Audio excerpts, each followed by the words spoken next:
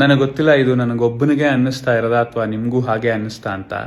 ನಿನ್ನೆ ಮ್ಯಾಚ್ ನೋಡಿ ನನಗೆ ವಿರಾಟ್ ಕೊಹ್ಲಿ ಇನ್ನಿಂಗ್ಸ್ ನೋಡಿ 90s ಎರಾ ಸಚಿನ್ ತೆಂಡೂಲ್ಕರ್ ನೆನಪಾದ. ಅಂದರೆ ಪಾಪ ಒಬ್ಬನೇ ಹೊಡೆದಾಡೋನು, ಅಪರೂಪಕ್ಕೆ ಯಾರು ಒಬ್ರು ಸಪೋರ್ಟ್ ಮಾಡೋರು. ಪಾಪ ಇವನು ಒಬ್ಬನೇ ಎಷ್ಟು ಚೆನ್ನಾಗಿ ಆಡಿ ಹೊಡೆದಾಡಿದ್ರು, 100 ಹೊಡೆದ್ರು ಇಂಡಿಯಾ ಕಡೆಗೆ ಸೋಲೋದು. ಅದ್ರ ಜೊತೆಗೆ ಅಲಿಗೇಷನ್ ಬೇರೆ, ತೆಂಡೂಲ್ಕರ್ ಸೆಂಚುರಿ ಹೊಡೆದ್ರೆ ಇಂಡಿಯಾ ಸೋಲುತ್ತೆ ಅಂತ.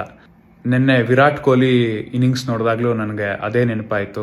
ಬಟ್ ಅಫ್ಕೋರ್ಸ್ ಇವಾಗಿರೋ ಇಂಡಿಯನ್ ಟೀಮ್ಗೂ ಅವಾಗ ಇದ್ದಿದ್ದ ಇಂಡಿಯನ್ ಟೀಮ್ಗೂ ಕಂಪ್ಯಾರಿಸನ್ನೇ ಇಲ್ಲ. ಇವಾಗಿರೋದು ತುಂಬ ಸ್ಟ್ರಾಂಗ್ ಇಂಡಿಯನ್ ಟೀಮ್. ಅದೇ ನನ್ನ ಪ್ರೀವಿಯಸ್ ವೀಡಿಯೋಲಿ ಹೇಳಿದಾಗ ಸ್ಟ್ರಾಟಜಿಕ್ ಬ್ಲಂಡರ್ಸಿಂದ ಹಿಂಗಾಯಿತು. ಎನಿವೆ, ಮೈ ಗಾಡ್, ವಿರಾಟ್ ಕೊಹ್ಲಿ ಎಂಥ ಚೇಸ್ ಮಾಸ್ಟರ್ ಅಂದರೆ ಅನ್ಬಿಲೀವಬಲ್. ಅವ್ನು ಹೆಂಗೆ ಪೇಸ್ ಮಾಡ್ದ ಇನ್ನಿಂಗ್ಸ್ನ.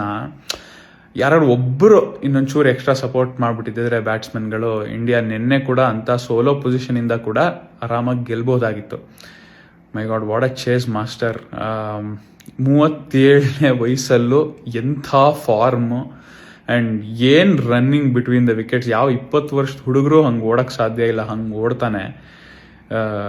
ಅಷ್ಟೆಲ್ಲ ಪಾಪ ಹೊಡೆದಾಡಿದ್ರು, ಅಷ್ಟೆಲ್ಲ ಪ್ಲ್ಯಾನ್ ಮಾಡಿದ್ರು, ಅಷ್ಟೆಲ್ಲ ಚೆನ್ನಾಗಿ ಪೇಸ್ ಮಾಡಿದ್ರು, ಇಂಡಿಯಾ ಸೋತ್ರಲ್ಲ ಅನ್ನೋದು ಒಂದು ಬೇಜಾರಾದರೆ, ಮತ್ತೆ ಈ ಫಾರ್ಮಲ್ಲಿ ಇರೋ ವಿರಾಟ್ ಕೊಹ್ಲಿನ ಇಂಡಿಯನ್ ಜರ್ಸಿಲಿ ನೋಡೋಕ್ಕೆ ಇನ್ನೂ 6 ತಿಂಗಳು ಕಾಯಬೇಕಲ್ಲ ಅನ್ನೋದು ಇನ್ನೊಂದು ಬೇಜಾರು.